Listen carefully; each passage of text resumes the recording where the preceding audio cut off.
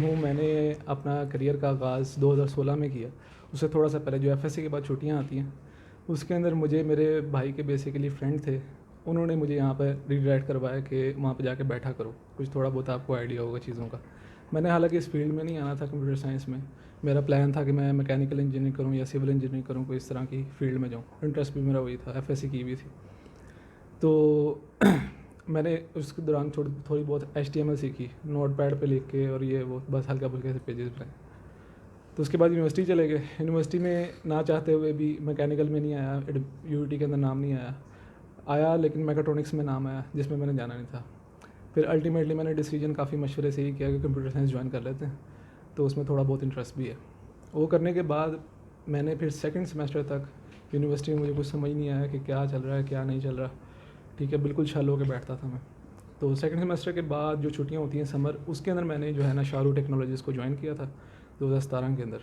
तो 16 में मेरा जो है वो सीएस का बैचलर स्टार्ट हो गया था। तो 17 की समर के अंदर मैंने ज्वाइन किया। तो वहाँ पर हम फ्रंट एंड के ऊपर काम करते, मैं फ्रंट एंड टीम के अंदर था। तो HTML CSS JavaScript jQuery Ajax, ये तमाम लाइब्रेरीज पे थोड़ा बहुत काम किया 4 मंथ्स के अंदर। तो उसके दौरान मेरा काफ़ी कॉन्फिडेंस भी मतलब हुआ मुझे अपने ऊपर कि यार मैं कर सकता हूँ ये काम ना। लेकिन मैंने उसके बाद भी इसको कंटिन्यू नहीं किया। यूनिवर्सिटी में तो रहा, लेकिन मेरा इंटरेस्ट चला गया एंटरप्रेन्योरशिप की तरफ। मैंने बुक्स रीडिंग शुरू कर दी और टेक अपने स्किल्स को ज़्यादा नहीं निखारा अनटिल सिक्स्थ सेमेस्टर। मैंने छठे सेमेस्टर के बाद सोचा कि नहीं, इसके बगैर टेक के अंदर एंटरप्रेन्योरशिप करना मुश्किल है।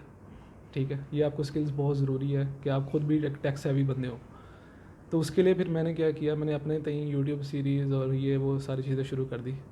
तो साथ साथ फ्रीलांसिंग का भी पता लगा, अपवर्क पे प्रोफाइल बनाई, एक्सेप्ट नहीं हुई पहले। फिर मैंने जुगाड़ वगैरह देखे इंटरनेट से कि कैसे करवानी है, फिर वो भी देख के मैंने किस तरह से अप्रूव करवा ली प्रोफाइल।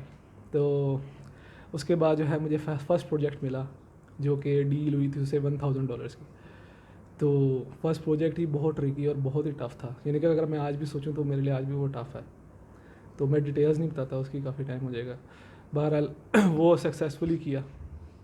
ज़ाहिर है वो ज़्यादा पैसे नहीं मिले, वो कम काम हो ही नहीं सकता था, तो इसीलिए। लेकिन उसने मुझे बड़ी बड़ी तारीफ़ की, उसने कहा आप बहुत अच्छे डेवलपर हैं। तो वहाँ से भी मुझे फिर ना एक करियर का पुश मिला। मैंने उसके बाद दिन रात यही काम करना शुरू कर दिया। एंड्रॉयड डेवलपमेंट करता था, एंड्रॉयड में मैंने बेसिकली शुरू किया था। एंड्रॉयड करता रहा मैं तकरीबन 1.5 साल, छठे सेमेस्टर के बाद 7वां और 8वां FYP दरमियान में। इसके दौरान टीचिंग भी की इससे पहले। उसके बाद क्या हुआ कि फ्रीलांसिंग काफ़ी अच्छी होगी। मैं अभी रिसेंटली कोई 2-3 महीने पहले टॉप रेटेड के अंदर आया हूँ अपवर्क में। ग्रेजुएशन के बाद मैंने सोचा कि मैंने जॉब नहीं करनी, क्योंकि जॉब मुझे इतना अपील नहीं करती कि मेरा इतने टाइम के बदले मुझे इतनी वो नहीं मिल रही, रेवेन्यू नहीं मिल रहा उतना। तो मैंने सोचा कि मैं अपना ही काम करूँगा, फ्रीलांसिंग करूँगा रिमोट जॉब की तरफ, या किसी के साथ मिलके जो है ना फ्रीलांसिंग शुरू करते हैं और ऐसा ऐसा अपना सेटअप बना लेंगे। लेकिन उसके अंदर भी मैं गलत था। मैंने पॉपकॉर्न स्टूडियो ज्वाइन किया, वहाँ पर अपना जो है वो खुद जाकर बैठता था। मुझे फिर पता लगा कि यार जॉब ज़रूरी है। आप पीपल को तब तक लोगों को मैनेज नहीं कर सकते जब आप खुद मैनेज ना हुए हो। तो इस एक्सपीरियंस को हासिल करने के लिए अपॉर्चुनिटी है, किसी ने फ्रेंड ने कहा कि वहाँ पे जॉब हायर कर रहे हो तो अप्लाई कर लो। मैंने करना नहीं था लेकिन मैंने फिर भी कर दिया। इंटरव्यू दिया, फर्स्ट इंटरव्यू क्लियर हो गया, उन्होंने हायर कर लिया। तो अब तक मैं उन्हीं के पास हूँ। मैंने ज्वाइन किया था वहाँ पे as a mobile developer, Flutter के अंदर चले गए। फिर अब मैं अल्हम्दुलिल्लाह अभी कुछ दिनों पहले ही प्रमोशन हुई है मेरी, मैं उसके अंदर आ गया हूँ। मैं फ्लटर डेवलपर एडवोकेट मेरी पोजीशन जो होगी।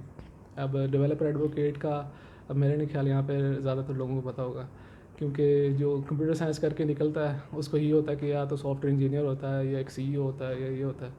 तो डेवलपर एडवोकेट वो बंदा होता है, ये गूगल वगैरह में पोजीशन है, बड़ी बड़ी टेक कंपनीज़ में ये पोजीशन होती है। तो ये वो बंदा होता है जो कि एक अच्छा डेवलपर होता है, काफ़ी अच्छा डेवलपर होता है, लेकिन उसकी कम्युनिकेशन स्किल्स स्ट्रॉन्ग होती हैं और वो ज़रा मैनेजमेंट के अंदर भी इंटरेस्ट लेना चाह रहा होता है। तो वो इस तरफ आ जाता है कि वो अपने डेवलपर्स का जो काम है उसको कम्युनिकेट करता है मैनेजमेंट को, मैनेजमेंट का काम कम्युनिकेट करता है उसको क्लाइंट्स को।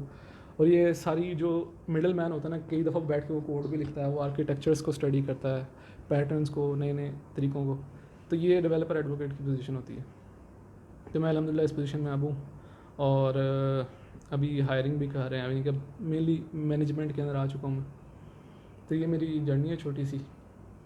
तो इसके अंदर एक जो माइलस्टोन था वो मेरा शारू टेक्नोलॉजीज़ में आना था, जिसके ज़रिए मुझे एक कॉन्फिडेंस मिला कि मैं कर सकता हूँ। और ज़ाहिर है उसके बाद हम यहाँ पे कॉन्फ्रेंसेस भी होती थी। हम मुझे अच्छी तरह याद है वो डेव बैच के सीईओ के साथ वकास खान पिताफ़ी, उनके साथ कॉन्फ्रेंस हुई। तो वहाँ से भी एक कॉन्फिडेंस आया कि मैं मतलब कर सकता हूँ इस फील्ड के अंदर, एक एक्सपोजर मिला। तो मैं उसके लिए शुक्रिया अदा करता हूँ टीम को। और that's all from my side. Any questions from your side?